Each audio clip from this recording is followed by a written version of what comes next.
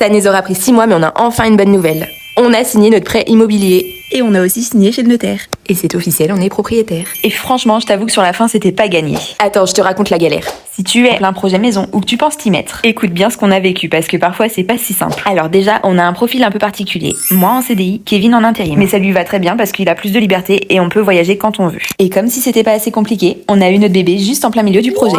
Alors pour t'expliquer, fin d'année dernière, en novembre, on trouve le terrain, on passe par une courtière et on lance les plans avec le constructeur. Tout est hyper rapide. Franchement, on était hyper contents. Mais à partir de là, c'est devenu le parcours du combattant. Décembre, la boîte où Kevin est en intérim annonce qu'ils ne prennent plus d'intérimaire. Janvier, bébé arrive, plus congé paternité de Kevin. Il y a une banque qui depuis le mois de décembre nous dit oui, puis finalement nous dit non, maintenant nous redit oui, et puis finalement elle demande un CDI obligatoire pour Kevin. Bref, on tourne totalement en rond. Et bien sûr, entre-temps, on avait le terrain qui risquait de nous passer sous le nez. Heureusement, les propriétaires nous ont accordé un délai jusqu'à mi-juin. En avril est passé le taux zéro, et petit miracle, en juin, on a enfin signé. La banque nous a dit oui, une deuxième a également décidé de nous suivre. Le permis de construire est validé depuis mars. Et on vient enfin de signer après quasiment 6 mois d'attente. Avec tout ça, c'est pour ça qu'on n'est pas reparti en voyage depuis la Suède. Et là, j'avoue qu'on a hâte de repartir. Des moments de doute, de stress, mais surtout plein de paperasse à envoyer. Peut-être qu'il fallait juste attendre le bon moment. Mais en tout cas, aujourd'hui, c'est bien lancé et notre projet devient vraiment réel. 2025 est une année qui s'annonce pleine de changements. N'hésite pas à me dire en commentaire si toi aussi t'as déjà eu des galères de ouf comme ça. Et surtout, abonne-toi si tu veux suivre la suite parce que le chantier va bientôt commencer.